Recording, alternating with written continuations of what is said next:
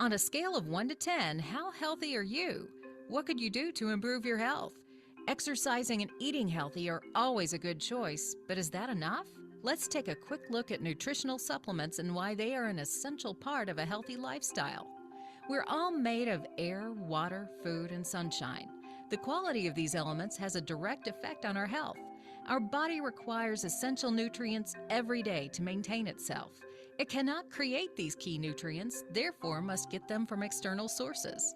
Without these vital nutrients, your body will develop deficiencies and can deteriorate. For example, if you do not ingest calcium in supplements or in diet, there's a high probability that your teeth will fall out and your bones can and oftentimes will become brittle. That's a biochemical fact. These nutrients all work to help keep the body healthy and well maintained. In 2002, there were 2 papers published in the Journal of the American Medical Association categorically asserting that all Americans should take a multivitamin supplement. Supplements were not always a needed part of a healthy lifestyle. Over the decades, much has changed about the food we consume and how it is produced.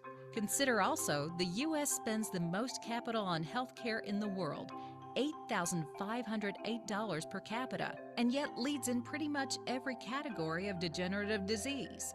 Clearly, the answer isn't throwing more money at managing the symptoms. Instead, we should be addressing the root of the problem. Roots, in fact, are a big part of the problem. Typically, we get our desired nutrients by consuming plants that have absorbed these nutrients from the soil and have broken them down into a form in which our body can process and absorb. Years of poor farming practices have caused the nutrient content in our soil to diminish significantly. In fact, this was one of the issues that was discussed at a meeting of the United Nations in Rio in 1992 called the Earth Summit, revealing some staggering estimates on soil depletion worldwide. When tested, African soils tested at 74% depleted nutrients, Asian soils 76, Australian 55, European 72, South American 76, and the grand champion of soil depletion is North America at 85%. That is not what is left in the soils, rather what is gone. This mineral deficiency in our soils has led to a deficiency in our food, making it substantially more difficult for us to get all necessary nutrients from food alone. The condition of our soils is only part of our nutritional problems. The treatment of our food is irresponsible. Nutrition is compromised for the sake of profit. Food is routinely subjected to pesticides, early picking, dyes, antibiotics, growth hormones, artificial ripening, and preservation with foreign agents, sprayed, irradiated, genetically modified, and coated with toxic material to improve appearance. Have you ever seen an orange on an orange tree in Florida? The subtropical climate causes them to retain more chlorophyll, so they look bland, with a greenish tint.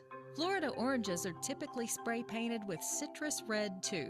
Citrus red 2 is classified by the International Agency for Research on Cancer as 2B carcinogen, meaning it's possibly carcinogenic to humans, and we spray it on our oranges so they will look and sell better.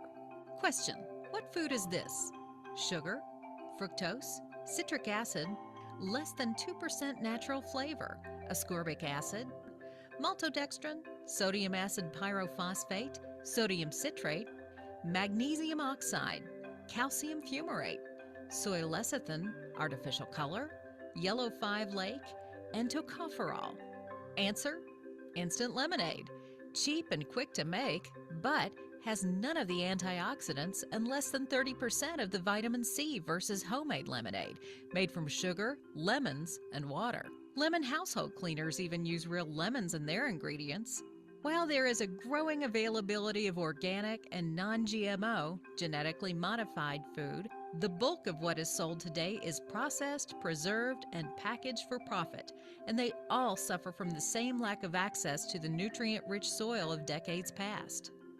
To be certain, eating a well-balanced diet has proven better than eating junk, but even healthy food intake simply cannot keep up with our body's need. We need an additional source of nutrients, and that is where supplements come in. The supplement industry is massive and growing rapidly. Supplements come in a wide variety, from pills to powders, liquids and gels, even skin patches. More than 50% of Americans take supplements, and yet our rate of chronic disease continues to rise. Billions of dollars are made from selling these supplements, which begs the question, what is the most expensive supplement on the market? The answer is the one that doesn't work because it cannot get in. There are many supplements that just don't work.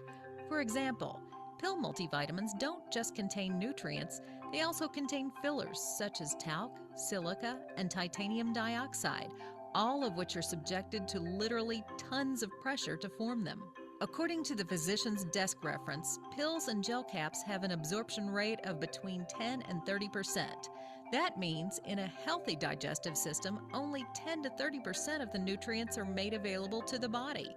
This shortfall is compounded when you consider that the number one malady in our culture is digestive disorders. Besides accidents, they are the largest cause of emergency room visits. It's quite common for pill supplements to pass through unhealthy digestive systems without breaking apart. In Dr. Carolyn Dean's book, Death by Modern Medicine, she mentions that a well-known supplement would frequently be found in bedpans, fully intact. Talk about flushing money down the toilet. There are 3 things to consider when choosing a supplement. First and foremost is the purity of the ingredients. Many companies use the lowest acceptable grade of materials they can in order to save money. As we mentioned before, fillers and binding agents are often used in pills. Secondly, having great ingredients is useless if the body cannot thoroughly absorb them. In nature, plants perform the needed breakdown and predigestion of vitamins and minerals into forms the body can readily absorb.